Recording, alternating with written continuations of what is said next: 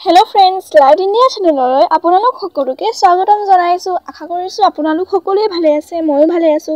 আজি মই আপোনালোকৰ বাবে বিহুৰ বিষয় এখন ৰচনা লৈ আহিছো। বলক তেন্তে দেৰি নকৰাকৈ আজি ভিডিঅ'টো আগবাঢ়ো। বিহু অসমৰ প্ৰধান জাতীয় উৎসৱ। বিহু তিনিটা। বহাগ বিহু বা ৰঙালী বিহু এপ্ৰিল মাহৰ মাজভাগত হয়। কাতি বিহু বা কঙালী বিহু অক্টোবৰ মাহৰ মাজভাগত হয়। আৰু মাঘ বিহু বা ভোগালী বিহু জানুৱাৰী মাহৰ মাজভাগত হয়। বহাগ বিহু চ'ত মাহৰ শেষ দিনাৰ পৰা আৰম্ভ হয়। আগেয়ে বহাগ বিহু 7 দিন ধৰি পালন কৰা হৈছিল আৰু প্ৰত্যেক দিনৰে একোটাকৈ সুকীয়া নাম আছিল। গৰু বিহু, মানুহ বিহু, গোসাই বিহু, তাঁতৰ বিহু, নাঙলৰ বিহু, ঘৰচীয়া জীৱ-জন্তুৰ বিহু আৰু চেৰা বিহু। এই 7টা বিহুক 7 বিহু বোলা হৈছিল। চ'তৰ বিহু বুলিও খ্যাত বহাগ বিহুৰ প্ৰথম দিনটো গৰু বিহু। সেইদিনা পুৱা গৰুক বিল, নৈ বা পুখুৰীৰ পাৰত গা ধুৱাই আৰু লাও, বেঙেনা আদি গৰুৰ গাত ছটিয়াই দিয়া হয়। গধূলি গৰু ঘৰলৈ ঘূৰি আহোঁতে গৰুক নতুন পঘা দিয়া হয় আৰু গৰুৰ অপায় অমংগল নহবৰ বাবে গোহালিত জাক বা ধোঁৱা দিয়া হয়। গৰু বিহুৰ দিনাই গধূলি হাতত জেতুকা লোৱাটো অসমৰ জীয়ৰী বোৱাৰীৰ এক অপৰিহাৰ্য আৰু ফূৰ্তিৰ প্ৰথা।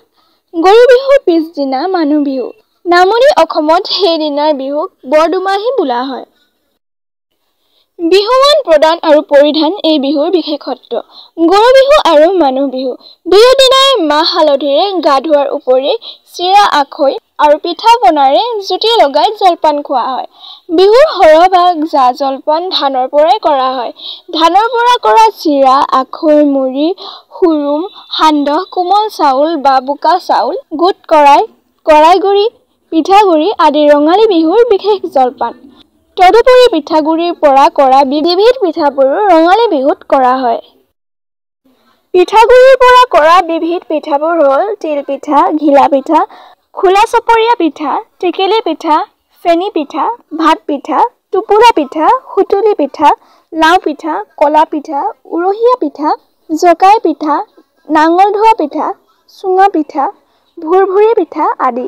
মানুহ বিহুৰ দিনাই বয়োজ্যেষ্ঠসকলক সেৱা জনোৱাৰ উপৰিও বন্ধু-বান্ধৱ, আত্মীয়-স্বজনৰ ঘৰলৈ গৈ বিহুৰ সম্ভাষণ জনোৱা হয়। আশা, আনন্দ আৰু সকলোৰে প্ৰতি শুভেচ্ছা জনাই নতুন বছৰক আদৰণি জনোৱা হয়। ৰঙালী বিহুৰ বিবিধ অনুষ্ঠানৰ ভিতৰত এটা লেখৰ উৎসৱ হ'ল হুঁচৰি। হুঁচৰি হ'ল আনন্দ গীত। বয়সীয়াল লোকৰ নেতৃত্বত ডেকা আৰু ল'ৰাৰ দল গৈ ঘৰে ঘৰে বিহুগীত গায় আৰু নাচে। সাধাৰণতে গৰু বিহুৰ ৰাতিৰ পৰাই হুঁচৰি আৰম্ভ হয়। বছৰৰ বিহুত হুঁচৰি গোৱা ৰাইজক তামোল পাণ এটাৰে হ'লেও মান ধৰি আশীৰ্বাদ লোৱাটো ৰঙালী বিহুৰ এক পবিত্ৰ পৰম্পৰা। হুঁচৰিৰ উপৰিও আন এটা এনে উৎসৱ হ'ল বিহু নাচ। এই নাচ সাধাৰণতে ডেকা-গাভৰুৱে নাচে। হুঁচৰি আৰু বিহু নাচৰ পয়োভৰ নামনি অসমতকৈ উজনি অসমতহে বেছি। অসমৰ আন কেতবোৰ সম্প্ৰদায় আৰু জনজাতিৰ লোকসকলেও বিভিন্ন আচাৰ-অনুষ্ঠানেৰে ৰঙালী বিহু পালন কৰে। অসমৰ বেছিভাগ ঠাইতে 3 দিন আৰু কোনো ঠাইত 7 দিন বা এমাহ পৰ্যন্ত উদযাপিত হোৱা ৰঙালী বিহুৰ শেষৰ দিনটোৰ নাম চেৰা বিহু। চেৰা বিহুৰ দিনটোক ৰঙালী বিহুৰ সামৰণি বুলিব পাৰি। কাতি বিহু। অসমীয়া মানুহে আহাৰ-শাওণমহীয়া ধানৰ খেতি কৰে আৰু আহিনৰ শেষত সেই ধাননিয়ে সোণোৱালী বৰণ লয়। প্ৰকৃতিৰ ওপৰত নিৰ্ভৰশীল খেতিয়কে পথাৰৰ লখিমীক আদৰিবলৈ সাজু হয় আৰু আহিন-কাতিৰ সংক্ৰান্তিৰ দিনা খেতি-বাতিৰ মংগলৰ কাৰণে পথাৰ তুলসী তলত চাকি জ্বলাই বিবিধ বিধি-বিধান পালন কৰে। এই কাতি বিহু। কাতি বিহুৰ সময়ত খেতিয়কৰ ভঁৰাল প্ৰায় শূন্য হৈ থাকে বাবে এই বিহুত বিশেষ ৰং-ৰহইচ কৰা নহয়। অভাৱ-অনাটনৰ সময়ত হোৱা বাবে এই বিহুৰ আন এটা নাম কঙালী বিহু। মাঘ বিহু। মাঘ বিহু অসমীয়াৰ খেতি চপোৱাৰ উৎসৱ। এই সময়ত সাধাৰণতে পথাৰত শস্য চপোৱা শেষ হয় আৰু অভাৱ-অনাটনো নাথাকে।